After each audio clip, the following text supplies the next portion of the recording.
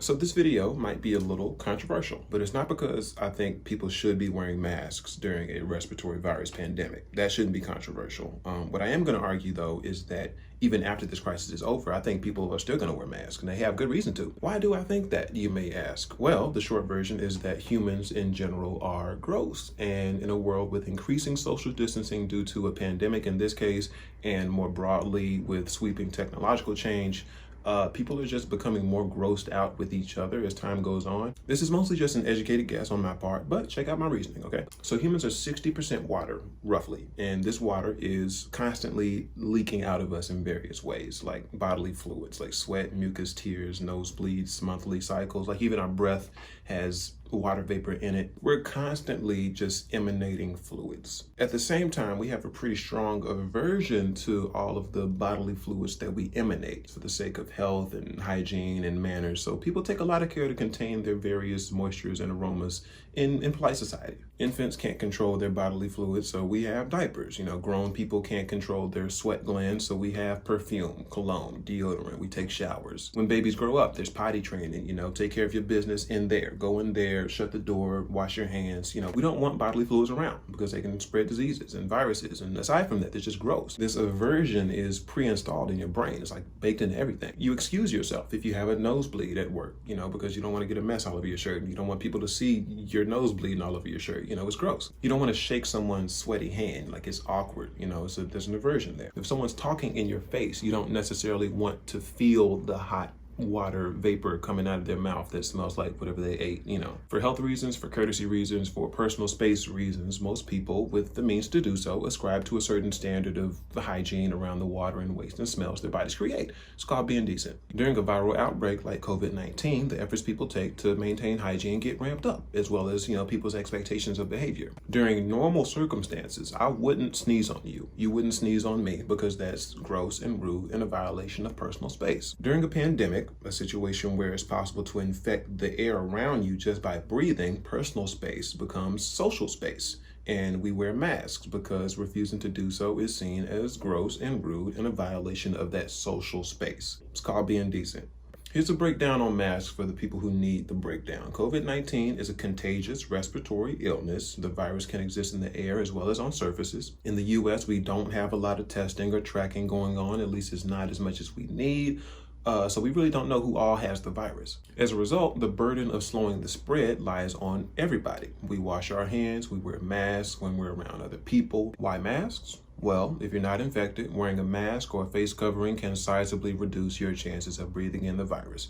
And if you haven't washed your hands, wearing a mask can prevent you from touching your face and infecting yourself that way. If you're positive for the coronavirus, a face mask is even more of a help, stopping infected droplets from escaping your mouth and your system and getting to everybody else and possibly getting into the closed air system of a building. Just breathing and talking normally, as we've seen, releases all kinds of droplets and spit particles out of your mouth, even farther than 6 feet. Masks are super effective at stopping droplets, at stopping those projectiles, those mouth projectiles. That's why dentists use masks. That's why doctors and surgeons use them. That's why scientists and people who work in highly sanitized environments like rocket engineers use masks. Landscapers, craftsmen, construction workers, any job where you need to protect your breathing and not only that, protect cross-contamination. You're going to use a mask. It just makes sense, like common sense. So we're in a pandemic. We all know that. We should be wearing masks. We all know that. Right? If only it were that simple. The thing is about wearing masks, especially in America, it seems, is that it is completely impossible to get everybody on the same page. Anytime you tell people to do anything, like regardless of what it is, there's going to be pushback. Like people are going to resist.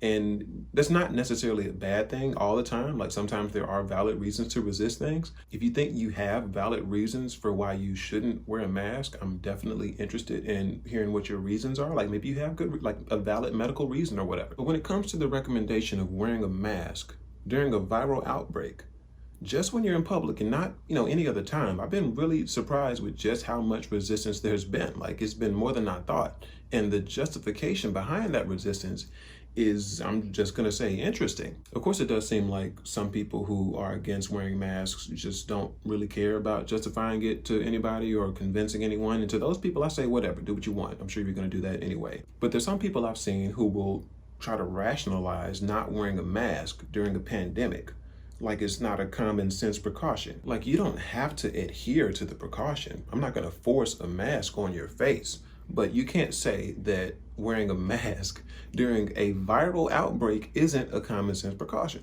Just a common sense precaution. For example, I've heard people say that masks just aren't effective at stopping spread, and that is nonsense because we obviously see doctors and medical professionals using masks all the time. Even people whose entire living is working with infectious disease outbreaks. Like, come on. I've seen people complain that it's hard to breathe with a mask on. And I'll admit that it's tough to catch my breath if I'm wearing a mask while I'm out running. But we've seen time and time again, at least I've seen, that wearing a mask doesn't reduce your oxygen levels under normal conditions. I'm sure it might feel weird, or limiting to have a mask on your face. But if you calm down and just breathe normally, just like the drop-down mask in an airplane, you can be assured that oxygen is indeed flowing. One reason for not wearing masks that I could actually understand a lot of people falling for is the assumption that the COVID-19 pandemic really isn't as dangerous as people thought it was, or not that dangerous at all. This kind of makes intuitive sense because if you look around, like, the world didn't exactly end when COVID-19 hit. A lot of people were terrified for a minute, but the toilet paper supply, started flowing again, grocery stores got replenished. People were afraid, but it never turned into like a World War Z scenario or The Walking Dead where society completely stops functioning, It's easy to look around and think, maybe the fear was overblown. Maybe the panic was too much. Maybe the shutdowns were too much. Maybe COVID-19 isn't that dangerous. But if you think that way, you're forgetting something really important. The biggest reason why COVID-19 didn't hit as bad as it could have was because people did take precautions. People did start wearing masks, like large gatherings and sports events were postponed. If the Titanic turns in time to miss the iceberg, you can't say that the reason the Titanic didn't hit it was because the iceberg wasn't that close in the first place. We've seen with our own eyes how COVID-19 can completely cripple and overwhelm healthcare systems if it's allowed to spread freely. So safety measures were taken. Information about the virus was distributed. The curve did go down and then it went back up because people loosened precautions. Maybe you still don't think the virus is that dangerous. Maybe the lethality rate isn't high enough for you to be concerned. I get it. Not everybody's dying from this. The number of cases that are mild may have lulled you into apathy. Who knows? But if you care about anybody other than yourself, like if you care about the vulnerable or the elderly, there's still a lot of reason to be concerned. This coronavirus is a really weird illness that we haven't really experienced before. If you get the common flu, the incubation period is like 1 day or so, and then after that you feel sick and you don't want to go out. You kind of quarantine yourself. With COVID-19, it's a whole lot more contagious because the incubation period is 2 weeks. That's a period where you feel fine and you can spread it to anybody and you won't feel sick for an entire fortnight if you even fall sick at all. And we don't know who's going to catch a bad case. So we kind of just attempt to do the best we can, and wearing a mask when we're around other people is part of that attempt. This makes sense to me. I get it. What I don't get is how people still can't seem to grasp this, like to the point where they're getting kicked out of stores and they're yelling at their government officials about wearing a mask during a viral outbreak. They're being lied to, our freedoms are being taken forever, and I will not be muzzled like a mad dog, and I will not have my health destroyed. You might say, okay, Darius, sure, I'll give you that COVID-19 is dangerous. I'll give you that. But if the shutdowns work, why do we have to wear masks? And if the masks work, why do we have to socially distance? I've heard that argument, and the answer to that is pretty easy. We're just using multiple strategies to stop the spread. You don't look at a car and say, okay, there's a seatbelt, but if the seatbelt works, why do you need airbags? And if the airbags work, why do you need the whole car to have a shock-absorbing crumple frame when it crashes? You don't do that. And it's because the focus isn't about any one particular safety measure. It's about doing everything you realistically can in order to prevent injury and death in the case of a collision. Society is in a collision with COVID-19 right now, and a mask is the seatbelt that's going to prevent you from flying out the windshield. Side note, back when seatbelts were made mandatory in cars, there were people at that time who resisted, and they would cut the safety belts out of their cars in the name of freedom and liberty and, preventing the government from controlling people's lives. I wonder who those people are today. Right now, during this pandemic, if you're not wearing a mask when you're in public, just when you're in public, not during any other circumstance, just when you're in public, around people, if you're not doing that, it's safer than not to assume that you're either ignorant or just selfish and entitled. And don't get mad at me for calling you selfish and entitled, okay? If you are tough enough to not wear a mask during a viral outbreak, then you're tough enough for me to call you out on it. Simple as that, man. You're 6 feet away from you. You're harassing me. I'm not harassing you. You are infecting us. You're coming close to me. You're coming close to me. Back off! Threaten me again! Maybe you're just a contrarian and you don't want to follow the crowd and be a sheep, so you don't wear a mask because you don't want people to tell you what to do. You know, a lot of people think that way. It's a selfish way to think. Maybe you think it's a violation of your rights. But if we all have the same right to life and liberty, why would you want to put somebody else's life in danger? Your comfort shouldn't matter over someone else's life. And if it does, you're selfish. And, you know, you can be selfish. You have the right to be selfish, I guess, but you are selfish. Maybe you have bad breath and the mask is just kicking it back onto you and you don't like that. Like, come on, you can use an Altoid or chew some gum or floss. Maybe you think since other people are wearing masks that you don't have to. Maybe you're young and feel healthy, so you don't really see that much of a risk to yourself. That's a selfish way to think. And the more people we have who are thinking selfishly, the longer this crisis is going to last and the more the virus is going to spread. I never thought I'd spend so much time talking about how wearing a mask during a viral outbreak is a good idea. And look, I understand, okay, the world didn't end. You know, people aren't dying left and right in the streets, and the virus isn't as scary as it used to be, as people thought it was, but the virus is very real, and the fallout is real, and the lives lost are real. All kinds of businesses are shut down, not operating right now because of the virus, and there's millions of people out of work right now, laid off. Meanwhile, the infection curve in the US has gone back up, even higher than it did in March. On the same day that we hit a record number of cases, I saw a video go viral of a lady in Trader Joe's screaming at everybody because they wanted her to wear masks. Democratic pigs! All of you! My doctor would not let me wear a mask!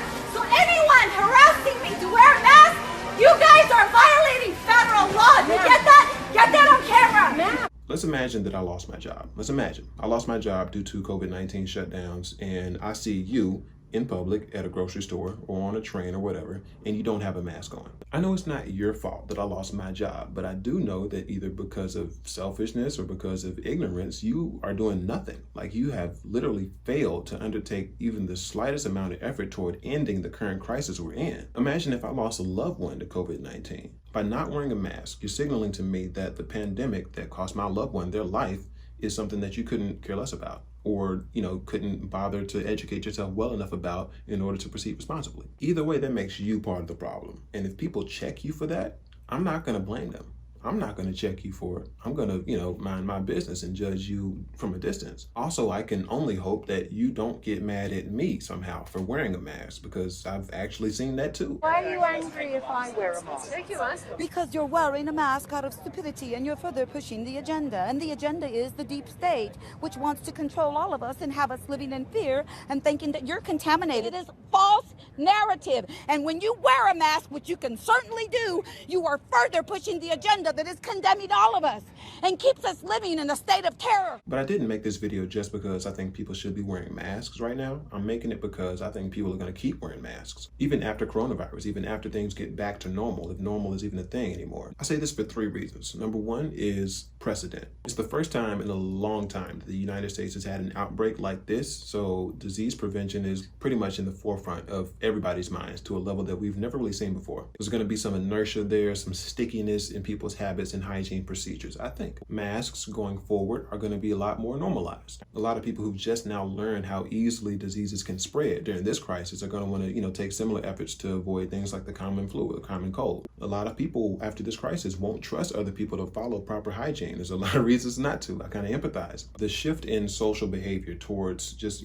being at home, towards working from home is going to have the permanent result of a lot of people just leaving the house a lot less. And it's going to stick. Like, if it was 30 years ago, you wouldn't have something like grocery delivery with Amazon same day or next day. You wouldn't have endless movie options and TV show options on Netflix and video calls with anybody in the world with Zoom or whatever you use. The fact is that people just don't need to go outside as much as they used to in order to work, in order to socialize, in order to feed themselves. The plethora of home entertainment options, the vast number of deliverable goods now, on top of the increasing popularity of working remotely, on top of a pandemic, bootstrapping, all of this social behavior is going to make going outside in public just more of an event. There's a lot of people after the pandemic that are going to still hold on to that anxiety about being around strangers in close proximity.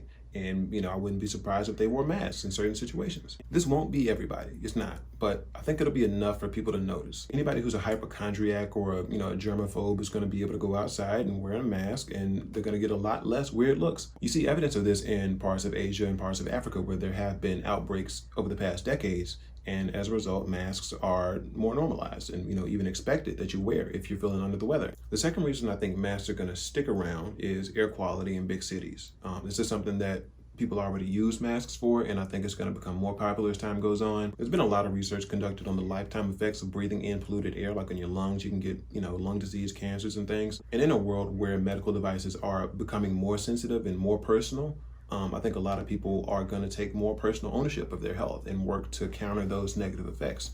Like I said, this is already a thing overseas. Like, no reason why it wouldn't happen in America too. More people are going to wear masks to shield against pollution, especially if masks are normalized.